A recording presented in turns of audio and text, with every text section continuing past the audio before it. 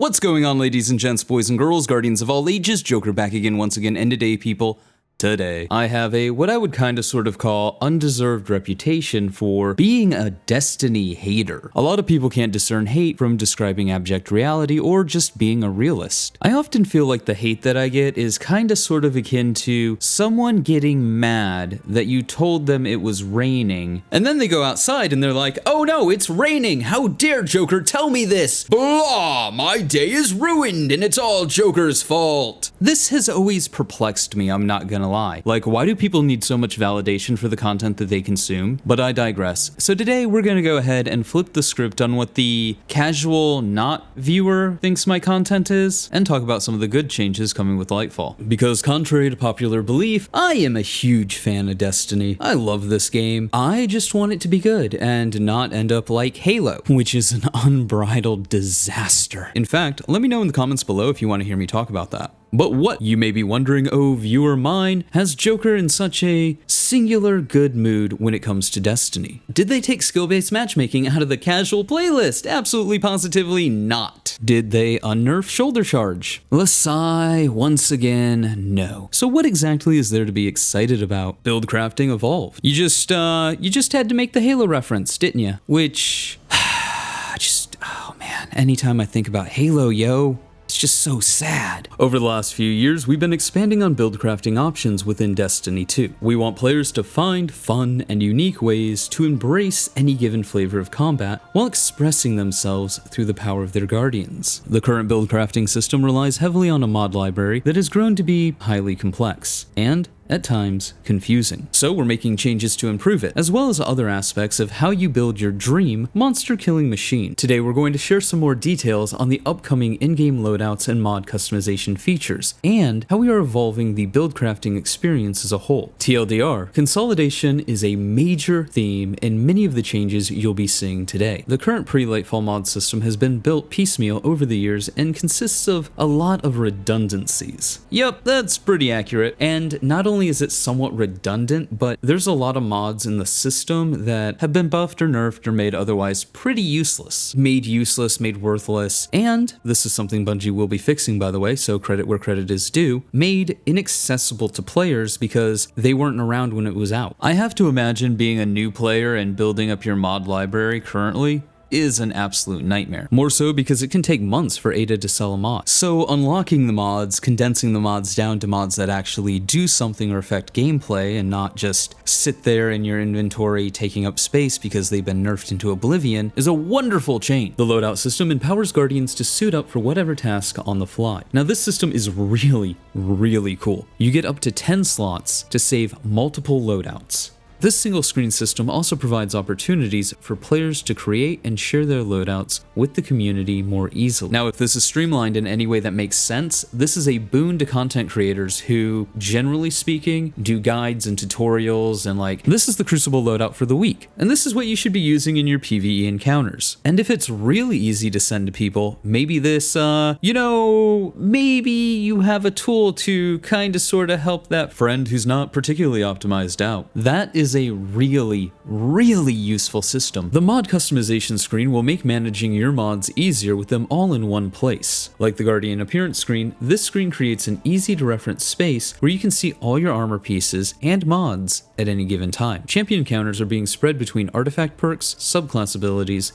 and more. We are removing energy types from mods and armor, giving players more flexibility when crafting their builds. No more switching between energy types to find the mod you want. We are reducing the pressure on armor energy by retuning mod cost, and changing artifact perks to no longer require mod slots. We're moving from weapon type specific mods to damage type specific mods for increased flexibility in builds. Mainly the removal of energy types from mods and armor. That always kind of sort of balanced the builds somewhat. Like, you couldn't get everything you wanted, you had to pick and choose, but now not so much. And it'll be interesting to see how Bungie balances that. But that was just the too long didn't read. The article continues getting down into the nuts and bolts of these changes. Loadouts. Being able to save your loadout and easily switch switch between them in-game has been a long-requested feature, and is arriving with Lightfall next month. We're taking the power of quickly switching between carefully crafted builds and making it available in-game. So this is a big deal. One of the complaints, I guess I would say, that I've seen in the community as of late is sometimes you won't be able to access the API. This means that Destiny Item Manager or other such services are no longer available. And when these systems go down, that means people have to play the game as designed, which is honestly not fun. No one wants to go to the tower or go to the helm just to realize that the weapon they're looking for or the piece of gear that they're looking for isn't actually in their vault, it's on one of their other characters. And so they have to log out, switch into that character, put it in the vault, then log back in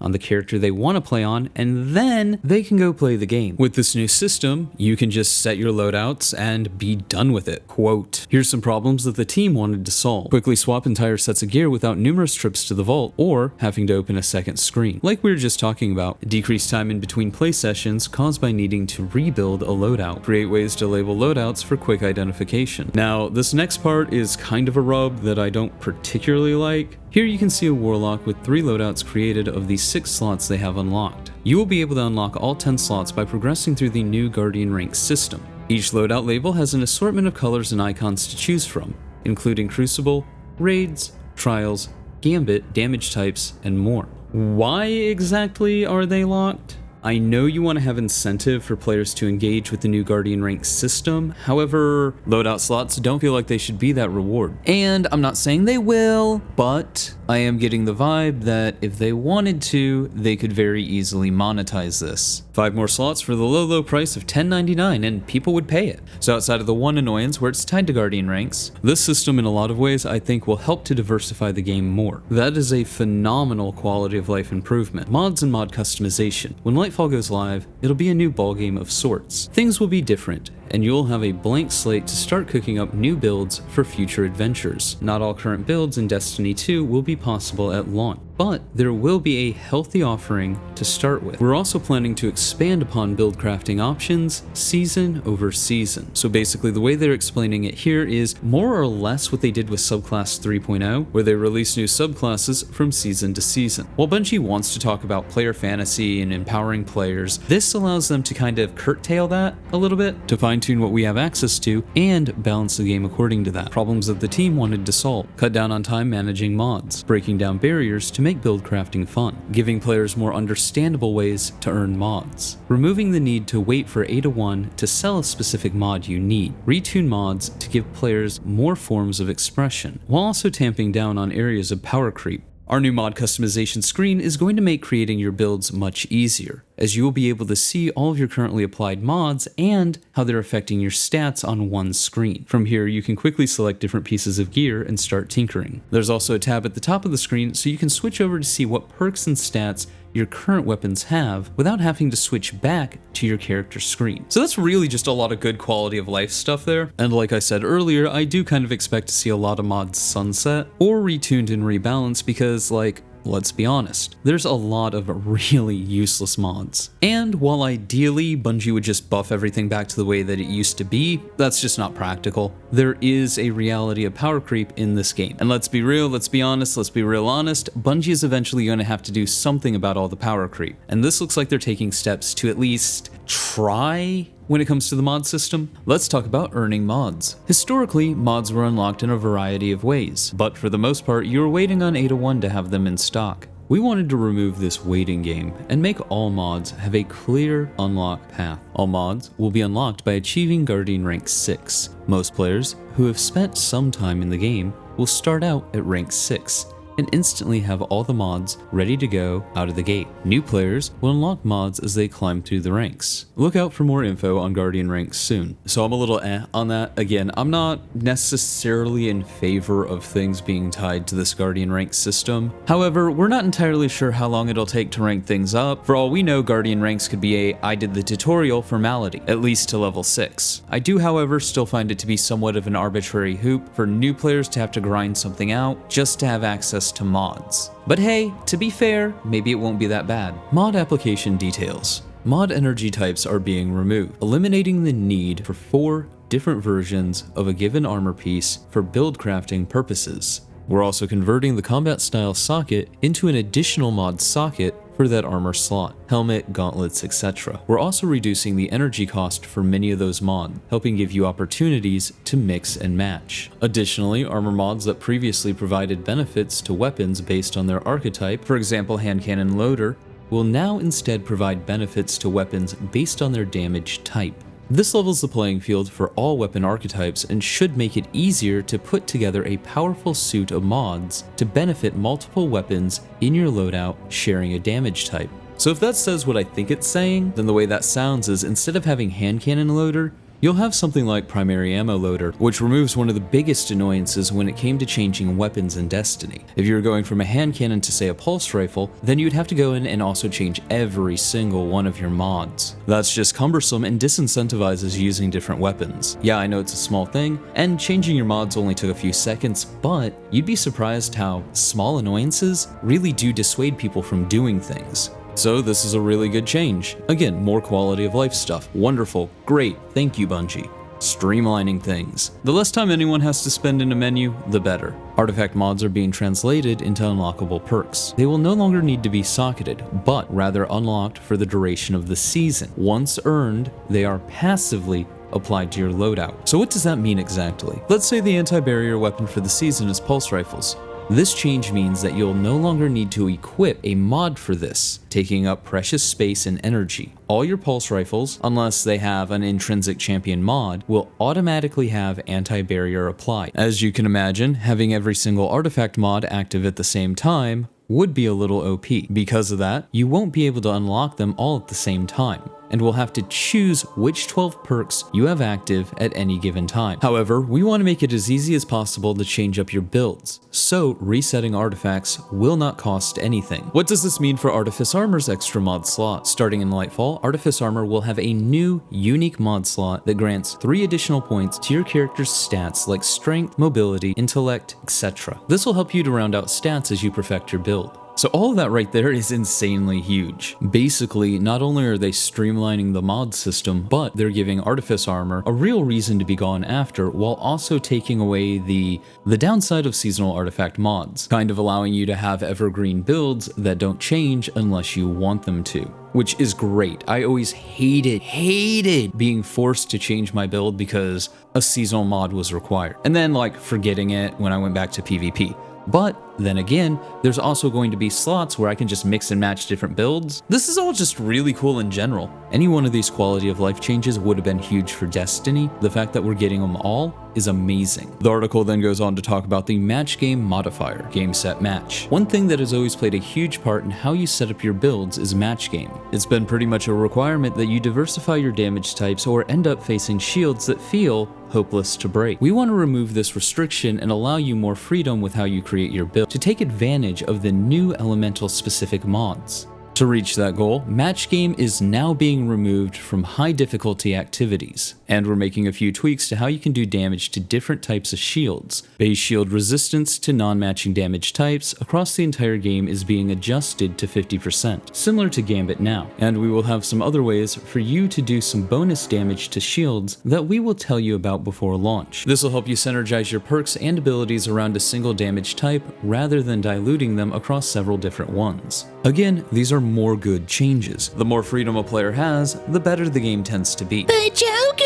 I hear you cry out, oh contrarian commenter of contrarian comments. This'll just make the game easier! No, match game is always arbitrary difficulty, just like champions, which we're about to talk about. We are the champions. Another thing that has a huge impact on your build are champions. We want to make how you counter champions more logical. That should make it easier to learn how to deal with them in the first place. So while you will still have a selection of anti-champion artifact perks available to you based on your current weapon selection, we are also adding some anti-champion options to your subclasses to complement your weapons. Barrier champions, Solar, Void, and Strand counter. When using volatile rounds from your weapons, it will also pierce the barrier and stun the champion. When a player is Radiant, their attacks will pierce champion shields and stun them. Strand will also have a method of piercing barriers. Overload champions, Arc, Stasis, and Void counter. Damaging an overload champion by triggering the jolted condition stuns the champion. Likewise, suppressing the champion stuns them, as does slowing them with Stasis. Unstoppable champions, Arc, Solar, Stasis, and Strand counter. blinding an unstoppable champion instantly stuns them, encasing them in stasis and then shattering it, or triggering a solar ignition on them likewise stuns them. Strand will also include an unstoppable champion counter. All of that is really cool. Champions suck, they have always sucked, and I think this is basically Bungie's capitulation to the fact that, yeah, fighting champions kinda doesn't actually do anything for the game, but at the same time, they have way too many systems built around champions, so they can't really gut them per se, but they can make them irrelevant. Armor Charge mods. With the combat mod socket going away, many mods that once belonged to the Charged with Light and Elemental Well subfamilies of mods now fall under a revamped system known as Armor Charge, and move to armor slot specific sockets. The Armor Charge mechanic functions as follows. Socketing an armor mod that uses the Armor Charge system gives you access to the system. The functionality of taking charge, picking up an orb of power to gain 1 stack of charge, is now granted to you whenever you have an Armor Charge mod equipped. Many mods that previously created elemental wells or gave you stacks of Charged with Light have been converted instead to create an orb of power. Oh boy, that's gonna be a problem. I can already see it. You can now hold between 0 and 3 stacks of Armor Charge by default, which appears as a buff in the status effect area. By socketing chest armor mods, Charged Up, you can increase your maximum number of Armor Charge stacks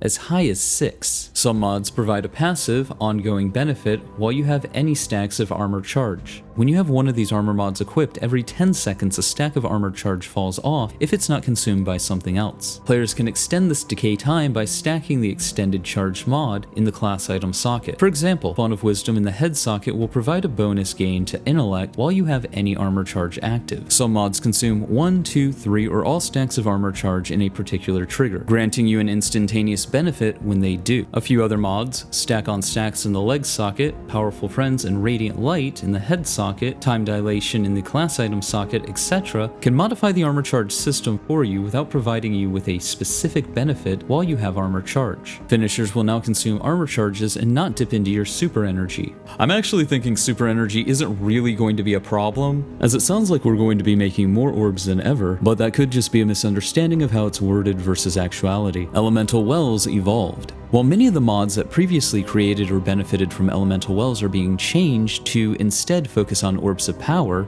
some aspects of Elemental Wells aren't going away entirely. Instead of creating Elemental Wells, each subclass will now create damage-specific spawned objects. Ion Traces for Arc, Fire Spirit for Solar, Void Breaches for Void, Stasis Shards will continue being used for Stasis. Strand will also have an object that we can share more details on in the future. The ability to spawn these objects will not come from the armor mods, but from your subclass instead. For example, while the Ember of Tampering Fragment is active for Solar Hunters, it will now create a Fire Spirit when you defeat an enemy with a solar weapon. Picking up any of these objects will grant ability energy or have other effects depending on your subclass build. For example, if you're running a solar subclass and you have the Ember of Mercy fragment equipped, picking up a Fire Spirit will grant you the restoration effect. The number of these types of interactions will be limited at launch, but we intend to add to these systems moving forward. So that, along with the orb generation, does kind of make me go,